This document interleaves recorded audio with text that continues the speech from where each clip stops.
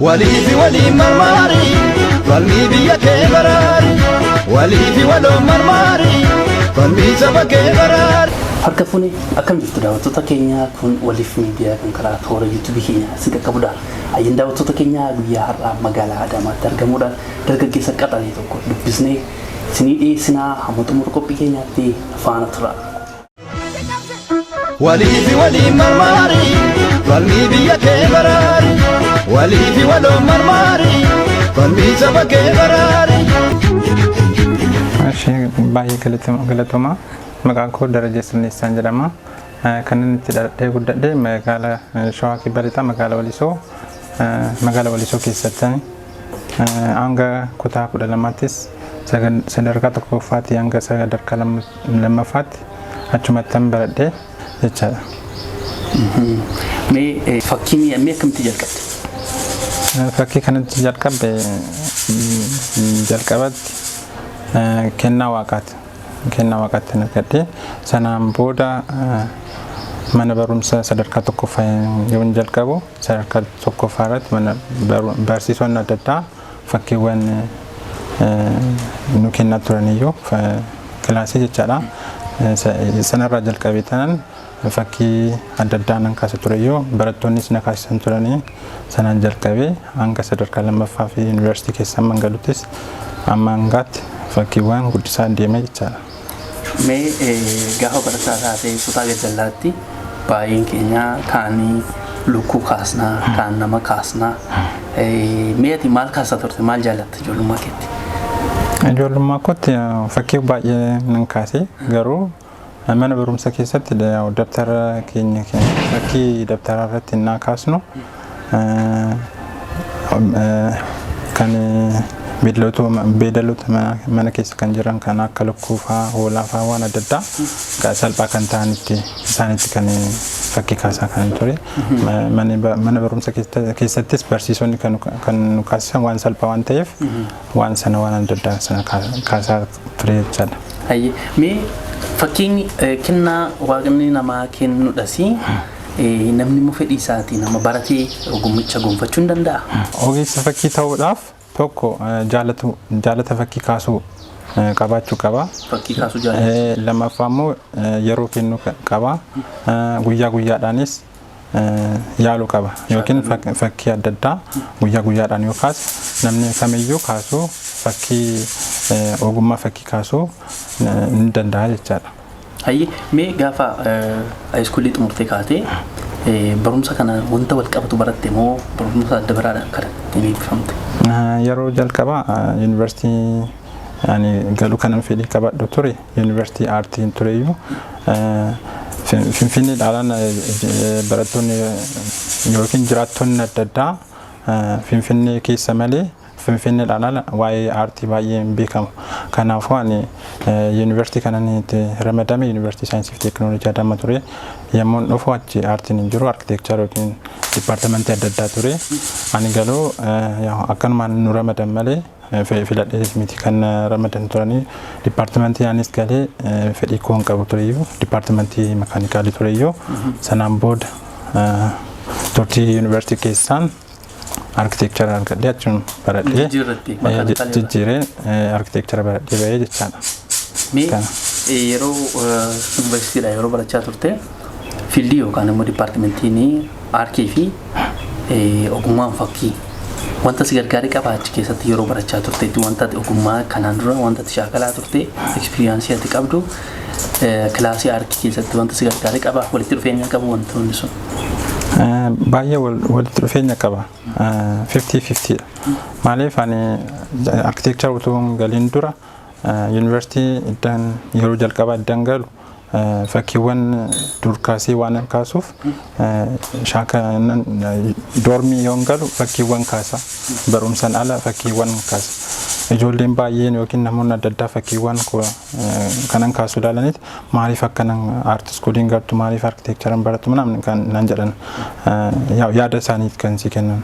Garuu ani booda architecture dangaleen boodas utuun galiin duras barattoonni department architecture keessa yookiin barumsa drawing wajjiniin isaan kan barbaachisu waan ta'eef yaadii sana yookiin immoo deeggarsa akkan godhuuf drawingii adda addaa akkan agarsiisuu fi akkan isaaniif hojjedhus na gaafatu ture. Kanaafuu baay'ee barbaachisaadha jechaadha. Isaaniif wal fakkaatummaan isaaniis baay'ee walitti dhufeenya qabu. Garaagarummaan isaanii aartiin yaada nama tokko jireenya nama tokko yookiin aadaa saba tokko akkamitti jireenya isaanii ibsuu akka danda'an fakkichi namni kaasuun qalamaan itti fayyadamee akkamitti akka ibsuu akka danda'u ibsuu hin danda'a. Arkitekchara immoo yoo barattu aartii sana itti fayyadamtee saayinsiidhaan akkamitti jireenya nama sanaa ijaan akka ilaalamutti yookiin immoo akka history jireenya nama sanaa bakka tokkotti kaa'anii yookiin saayinsii waan ta'eef saayinsii sana baratanii waan aadaa saba tokkoo bakka tokkotti yookiin iskilapcharii ta'uu hin danda'a. Iskilapcharii yookiin immoo yaada tokko ta'uu hin danda'a. Gamoo irratti yaada sana ibsuu akka danda'amuuf umrii dheeraadhaafis waan bakka sana aadaa sana seenaadhaan ibsuu hin danda'a jechaadha. Kanaafuu saayinsiidhaan kan itti baratamedha jechaadha yookiin itti qoratamedha. Kanaafuu namni fakkii danda'u tokko gara arkitekchariitti dhufuu hin danda'a jechuudha. Hayyee turtii ati kaampaasii keessa turteetti mee aartii barachaa turte yeroo aartii barachaa turte sanatti immoo aartii akkatti jajjabeessaa akkatti turte ni yaadadha. Mee yeroo sana maal fa'aa hojjetaa turte gumaacha kamii gochaa turte mee? Ani dan Yuunivarsiitii Saayinsii fi Teekinooloojii Adaamaa galee waggaa lammaffaa irraa jalqabee aartii jalqabee maaliif yeroo waggaa tokkoffaa irratti waan hunduu waan taaraa waan ta'eef sanaan booda wantoota waan barachaa kan deemu jechaadha. Kanaafuu waggaa lammaffaa irratti nan jalqabu gumiiwwan adda addaa jiru. Gumii gaasoo yookiin gumii aadaa seenaa afaan Oromoo kan jedhamu jiru. Isaan wajjin waliin madaalamnee adeemsa adda addaas jira. Biyya Oromiyaa walaa barruu kan jedhu jira. Isaan wajjin goototaa fi aadaa Oromoo kan ibsu fakkiiwwan adda addaa gumicha wajjin sagantaalee adda addaa televezyiinii hin dhufu yuunivarsiitii keessa achirratti sagantaa waltajjii irrattis bakka naa kennanii turaniyyuu achirrattis waan fakkiiwwan koo akka egzibishiniitti barattootaafis jiraattota yuunivarsiitii keessattis achitti baay'ee agarsiisan ture. Sanaan ala immoo yuunivarsiitiinis hojii koo ilaalanii sagantaa waltajjii namoonni gurguddoon beekamoon akka Hayilee Gabrasillaasee fa'aa namoonni biraas aartistoonni adda addaa na dhufan waltajjii irratti fakkii isaanii nan kaasaa. Sanaan booda beekamtii argachaan dhufe achiin Yuunivarsiitii Saayinsii fi Teekinooloojiin yuunivarsiitiiwwan adda addaa bakka tokkotti kan walitti argannu yuunivarsiitiiwwan adda addaa ispoortiin feestivaala ispoortiin jira. Achirratti akka hirmaadhu yookiin immoo fakkiiwwan koo aadaa saba Oromiyaa kan ibsu yookiin immoo yaada koos fakkiidhaan kan ibsachuu kan danda'u namoonni baay'ee bakka tokkotti tokkummaan kan ibsu kan danda'u ispoortii qofa otoo hin taanes aartiinis kana agarsiisu yookiin immoo kana ibsuu danda'a jedheen yuunivarsiitiin na fuudhanii gara yuunivarsiitiiwwan adda addaa ispoortiin wajjin agarsiisan ture. Yuunivarsiitii Amboo, Yuunivarsiitii Bahar Daarii fi asiis Yuunivarsiitii Saayinsii fi Teekinooloojii Adaamaa irratti bakka naa kennanii sirriitti agarsiisan tureyyuu fakkiiwwan koo qofa agarsiisuuf otoo hin taane aadaas nan ibsaa. Namoonnis aartiidhaaf bakka akka kennan akka namoonni adda addaa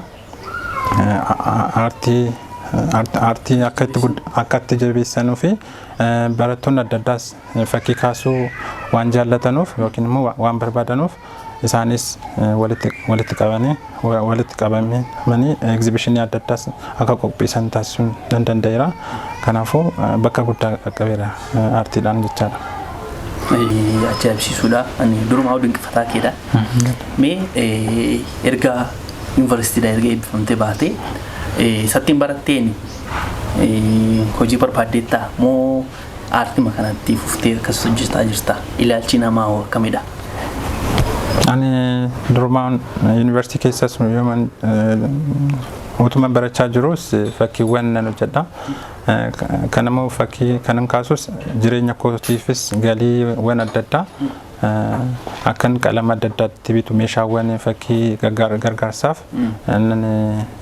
namoonni fakkii na kaasisu sanaan jijjiireen meeshaawwan itti bitatu tureyyuu sanaan booda yuunivarsiitii keessas achis yuunivarsiitii keessa barattoonnis namoonni adda addaa ati mi'aati hojii qabatteetta yookiin immoo ati maaliif asitti barattaa maaliif hojiin kun bakka qarshii guddaa si agarsiisa namni jedhu haa ta'u malee ittiin baradhee eebbifame booda immoo ittiin fufee ittiin hojiidhuma kana jechaadha.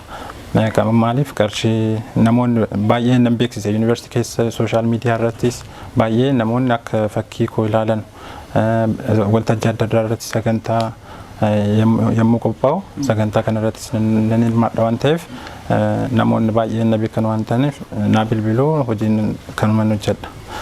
Kan eebbifameen hin hojjetame hin jalqabne hojii kanumaan jiraachaa jira jechaadha. Kanaafuu aartiin nama jiraachisuu hin danda'a jechuudha. Baay'ee nama jiraachisa maaliif biyya keenya keessatti yaa guddachaa jira malee aartii jireenyaaf waan ta'u miti. Yaa nuti yoo hojjennu sirriitti cimaannee yoo hojjenne wanti yaadne galmaan ga'uu ni dandeenya. Namoonni adda addaas jiru jechaan barumsa malee waan biraa waan kennaa qaban akka itti fayyadamneef isaan bakka yaadan qofa hin taasisu. Kan immoo dogoggora maaliif namni kaayyoo isaa qabaatu keessatti yookiin yaada isaanii qabaatan galmaan ga'uudhaaf itti isaan yaada cimaa kennuu qabu malee itti gochuun qaban yookiin immoo bakka jijjiirsiisuu hin qaban. Kanaafuu yaada kana otoo qabatan jechuudha. Hayyee daree mee ati bakkeewwan hedduu hojjette kanuma asitti gadi baastee bakkeetti nutti agarsiisaa jirtu yoo hedduudha. Mee erga guddattee erga fakkiiwwan babbareedaa kaasutti kaase mee fakkiiwwan itti kaaste hammam ta'u baay'inni isaanii? Amma ammaatti fakkiiwwan kun amma jedhee yaalu yeroo baay'ee nan hojjedha bakka namoonni naa kaasi jedhu waraqaa irratti nan kaasaa bakkee adda addaa irratti yookiin immoo girgiddaa yookiin bakka adda addaa irratti nan kaasaa yeroo baay'ee kanan kaasu meeshaawwan qodaa irratti nan kaasaa iskeechii yookiin iskeech peeparii hin jira string art kan jedhu waan hundumaa nan yaalan aartii sammuun koo kan nama gammachiisuu kan danda'u jedhee kanan yaalu irratti nan yaala. Kan miidiyaan immoo kan itti fayyadamu qalamoonni adda addaa akrilikii ooyiliin jira. Mee gara sanatti hin deebina. Fakkeenyaaf amma akka mudannootti fakkii nama hojjettee kaatee namni keeyyaan mana isaa yookaan girgiddaa isaa irra kaawwachuu danda'a. Akka carraa taatee keessummaadhaaf yookaan akka dingataa deemtee fakkii kee mana namaatti argitee beektaa yookiin bakka wayiitti. Nan beeka. Mee maal dhagaama gaafa sana? Baay'ee na gammachiisa maaliif suuraawwan yeroo baay'ee suuraa kennaadhaaf namoonni nama jaallataniif kennaa eebbifamtootaaf yeroo baay'ee eebbifamtootaaf kan na kaasisanu. Naan mana galee naan ilaalu fakkii koo akka ta'e naan ilaalu naan hubadhu baay'ee na gammachiisa maaliif bakka yaadannoo koo akka ta'e itti na beeksisa jechaadha. Mee dhugaadhuma dubbachuudhaaf si caalaa hojiiwwan kee irra caalaa dubbata. Hojiiwwan kee iyyuu bakka adda addaatti nan arga. Mee garuu ofii keedhaatii namni baay'een sin beeku. Mee ofii keedhaatii akka namni sin beekne baay'ee miidiyaa irratti sooshaal miidiyaa irratti baay'ee ofii kee of jajjabeessitu moo mee maalidha namni jechuun irra caalaatti hojii kee malee ati namni baay'ee nama sin beeku ijoollota muraasa duwwaadha kan beekaman. Mee sun maal rakkoo isaa itti yaadda? Tokkoffaa aartii ani bakka amma ammaatti kan qaqqabe anumatu of jajjabeessa. Jechaan biyya keenya keessatti otoo aartii jajjabeenya otoo qabaatee yookiin immoo yommuu barumsa sanarratti cimina nu kennanii bakka adda addaa irratti yaada isaa ta'u waan hojjannu sana otoo nu ilaalanii mootummaan otoo bakka nu kenne artistoonni hundumtuu yookiin fakkiiwwan kan kaasu waan biraas haa ta'u kan hojjetamu bakka tokkotti otoo ta'e akka turizimiittis biyyi keenya maaliif yaadni nuti hojjannu akka biyyaatti faayidaa qaba waan ta'eef muuziyeemii galuus hin danda'a waan ta'eef kun bakka qabaachuu qaba jedheen yaada. Mee faamilii kee keessa yookaan maatii kee keessa nama hojii akkasii hojjetutu jira moo akka fakkeenyaatti eenyu fakkeenya sii ta'eesiif akka moodeeliitti eenyu fudhatta? Mana keessaa namni fakkii kaasu hin jiru garuu obboleessi koo qixxu hin jira. Obboleessi koo qixxu yeroo sadarkaa tokkoffaa yommuu barannu inni barumsa irratti baay'ee cimaadha. Ani sirriin xinnaa malee fakkii yommuu kaasu inni kooppii godhee kaasa malee yaadaan hin kaasu ture garuu hin yaala. Ammayyuu innaan isa bira innaan deemu mana keessatti waan adda addaa diizaayinii adda addaa hin yaala baay'ee. Otoo bakka qabaate innis baay'ee intinidha garuu inni barumsa baratee hojiirra jira. Hojii isaa bakka hojii isaa irratti ati otoo akkana itti cimtee baay'ee kana caala hojjettaa yookiin immoo baay'ee yaadni kee gaariidhaan jedhan. Innis hin gorfa malee otoo itti cimee gaarii natti tolanis jecha. Malee nama dabraa namni fakkeenya sii ta'ee jabaadhu. Namoonni jabaadhu sabni hundumtuu waan tokko yaa yaaltu baay'ee si cimsu jabaadhu sin jedhu bakka guddaa hin qaqqabdaa hojjedhu naan jedhu namoonni baay'een jechaadha. Garuu innaan guddachaa deemu fakkiiwwan adda addaa nan ilaala bakka fakkiin yoo ilaalu bakka baay'ee namoota fakkii kaasan yoo hojjetan yoo barreeffama adda addaa yoo barreessan dhaqeen bira isaanii dhaabbadhee bakka yeroo dheeraadhaaf ergaadha mana gara ergaa yookiin suuqii faayyaa deemu namoota akkanaa yoo ergaa sana irraanfadheen dhaabbadhee ilaalla. Yaadni kee jechaadha. Kanaafuu kennaadhuma sanaan guddachuu danda'e jechaadha. Fakkiiwwan kaasuu kan danda'u waa'een baay'eedha limitiin gochuun barbaadu. Maaliif yaada koo ibsuudhaaf waa'een itti fayyadamu meeshaawwan yookiin immoo meeshaawwan fakkiitti kaasu akka aartiitti itti fayyadama. Kanaafuu amma fakkiiwwan fakkiitti kaasu kan itti fayyadamnu qalamoonni adda addaa jiru. Oil painting jira, acrylic kan jedhamu jira. Sanaan qalamaan alamoo kan hojjetamu acrylic string art jedhama. Sanaan booda immoo scratch kan jedhamu jira. Yoo akka bobbocaa jechaadha. Skeechii goonee sanaan booda skeechii sana irratti waan irraa sussuqamee kan itti hojjetamu jechaadha.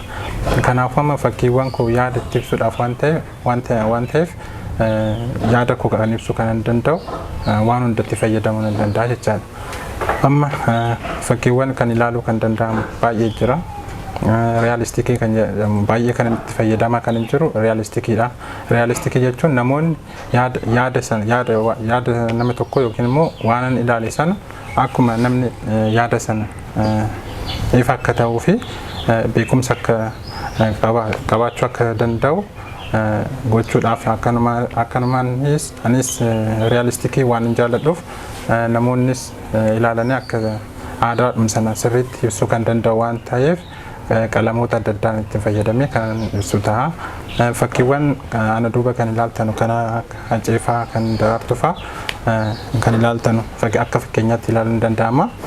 Amma gootota adda addaa qabna. Aadaa keenyas ibsuu hin dandeenya. Waan baay'ee ibsuu hin danda'ama qalamaan fakkii kaasuudhaan jechaadha. Kanaafuu ani yaada kana ibsuudhaaf gargaarsa saba keenya baay'ee barbaachisaadha.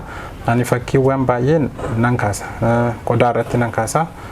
Qodaa irratti jechuun ispoortii kan eebbaa ta'uu danda'a, kan gaa'ela ta'uu danda'a yookiin immoo jaallattoota nama adda addaa nama baay'eetu na gaafata.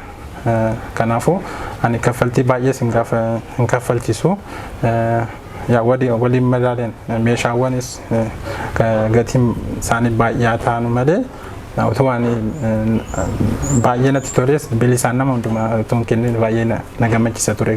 Garuu dadhabbiis qaba waan ta'eef halkaniif guyyaas hin hojjechiisa waan ta'eef kanaaf jennee qarshii wal madaalchisne hin kaffalchiisa jechaadha. Immoo fakkiiwwan aadaadhaa fi naannoo keenyarraan alammoo kan amantaa jira.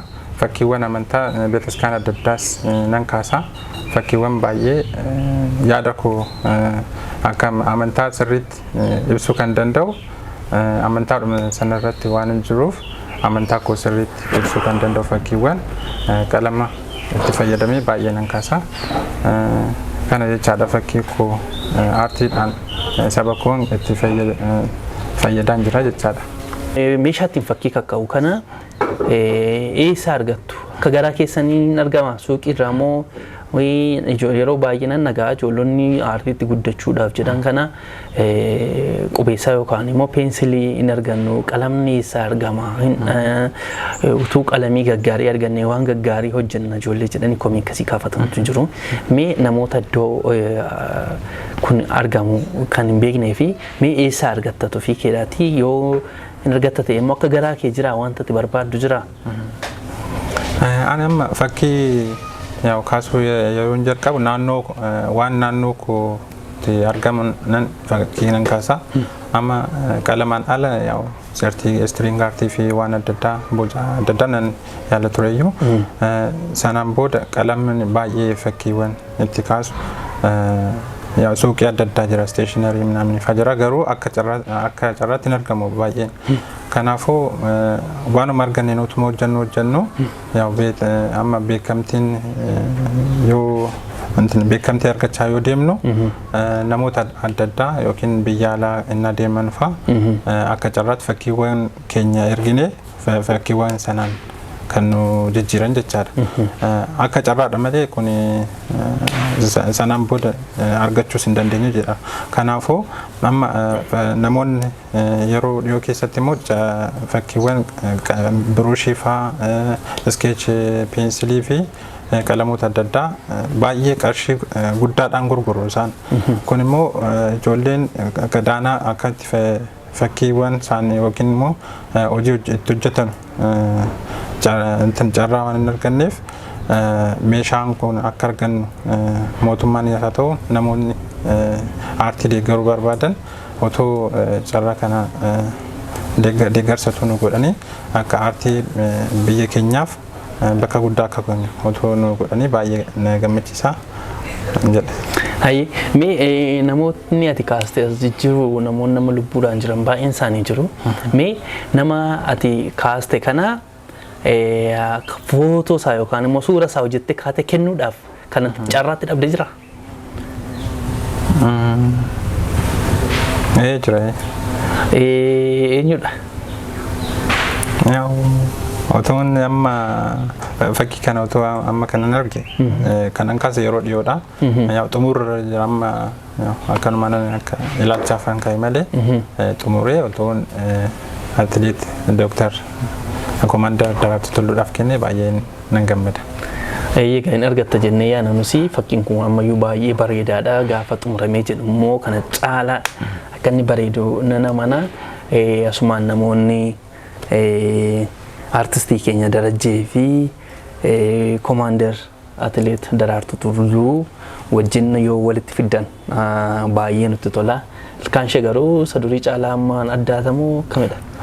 Xumuruu dandeenye xiqqoo hin hafa jedhee tanan amma alchaaf ammantoontu akka gammachuudhaaf yookiin immoo sarpiraayis gochuudhaaf fuulduratti agarsiisuudhaaf malee xumuruu dandeenye. Ammayyuu baay'ee bareeda. Mee daree gara xumuraatti jirra. Dhumarratti namatti galateeffattu yookaan ergaa xumuraa wanta sin gaafatiin jiraate asirratti yaada kee ibsachuu dandeessa? Ergaan ani dabarsu kanan barbaadu otoo aartii keenya aartiin keenya aartiin guddina biyya keenya kan guddachuu kan dandeessu aartii yookiin immoo waan biyya keenya guddisuu kan danda'u aadaa keenya waan hundumaa calaqqisuu kan danda'u waan ta'eef aartii saba keenyaa yookiin immoo yaada kana kan nu gargaaruu kan danda'an otoo arganne jechaadha. Kan inni galateeffachuu kan barbaadu immoo aartiiwwan koo kan gargaarsa yookiin immoo akka cimu baay'ee yaada kennaa kan jira sooshaal miidiyaales yookiin immoo qaamaanis haa ta'u namoonni baay'een na deeggaraa jiru. Taansees sadarkaa tokkoffaa fi lammaffaadhaa jalqabee jalqabbiidhaaf miti jalqabee amma asitti kanan qaqqabuudhaaf kan na gargaaran barsiisota adda addaa ture. Mana barumsaa kan barsiisaa turan barsiisonni keenya baay'ee isaan galateeffachuun barbaada. galatooma jechaadha. Hayyee baay'ee ulfaadhu.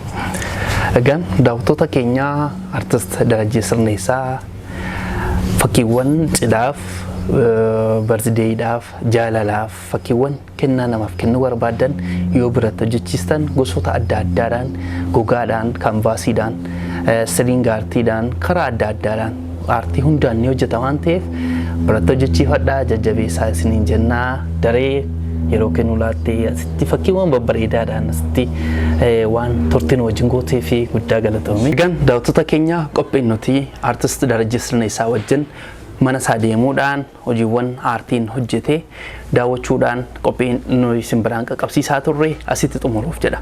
Torban keessumaa biraan qabannee dhiyaannutti torban gaarii. Walii fi walii marmaari falmii biyya kee baraari walii fi waloo marmaari falmii saba kee baraari. Walii fi walii marmaari falmii biyya kee baraari walii fi waloo marmaari falmii saba kee baraari. Walii fi walii